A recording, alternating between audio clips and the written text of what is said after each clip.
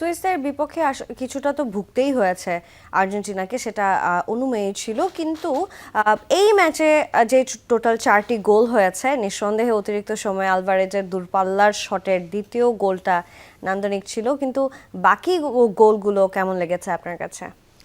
ম্যাচের আমি বলবো 4টি গোল হয়েছে, তার মধ্যে 3টি গোলই দুর্দান্ত ছিল। অবশ্যই শেষ গোলটাও দুর্দান্ত ছিল, কিন্তু তখন এটা আসলে হওয়ারই ছিল, কারণ সুইজারল্যান্ডও অল আউট অ্যাটাকে ছিল ডিফেন্স ছেড়ে দিয়ে। আমি প্রথম গোলটা দিয়ে শুরু করি। প্রথম গোলের একটা ছবি দেখাতে চাই আগে।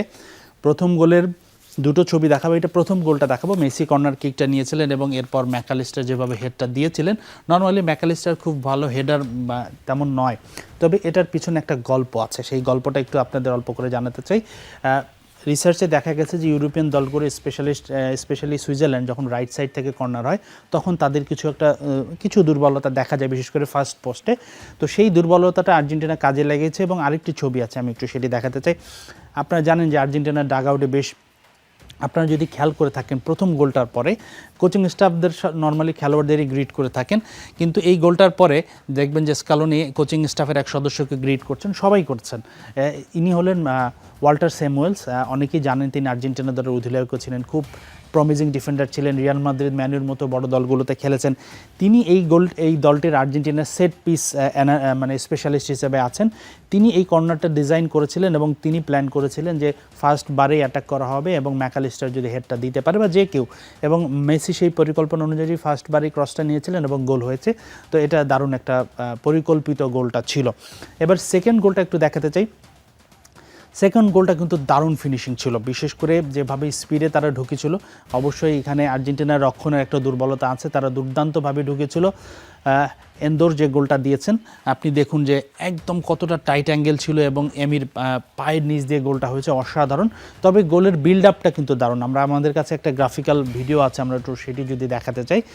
দারুণ বিল্ড আপে গোলটা হয়েছে। আমি যেটা বলছিলাম যে তারা স্পিডে, পাসে আর্জেন্টিনার ডিফেন্স যারা ছিল, আপনি দেখুন আক্রমণটা শুরু হয়েছিল। এটা আসলে অন্য গোল, এটা আর্জেন্টিনার গোল একটা দেখাচ্ছে, যেটা এর পরবর্তীতে আমরা আলোচনা করব। এটা আসলে সুইজারল্যান্ডের গোলটা নয়, এটা তৃতীয় গোল হয়েছে যেটা ম্যাচের, সেই গোলের দিক নির্দেশনা সেটি এসেছে।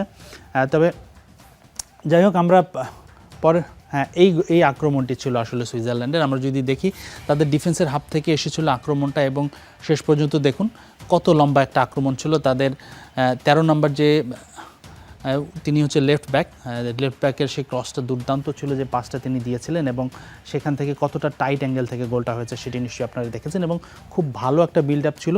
আমি যেই জায়গাটায় এর আগেও বলেছিলাম যে আর্জেন্টিনার আজকে অনেক দুর্বলতা ফুটে উঠেছে, তার মধ্যে মাঝ মাঠে তারা বল দখল করতে পারছিল না, ইন্টারসেপ্ট করতে পারছিল না, এবং বেশ পরিকল্পিত ভালো একটা গোল সুইজারল্যান্ড করেছে।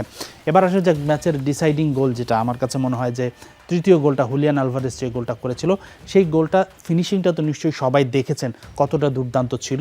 কিন্তু আমাদের হাতে একটা ভিডিও আছে, বিল্ড আপটা যদি দেখাই, এর আগে যে বিল্ড আপটা আমরা দেখিয়েছিলাম, বিল্ড আপটা শুরু হয়েছিল কিন্তু মিডফিল্ড থেকে, এবং লিওনেল মেসি কিন্তু প্রথম কিকটা নিয়েছিল।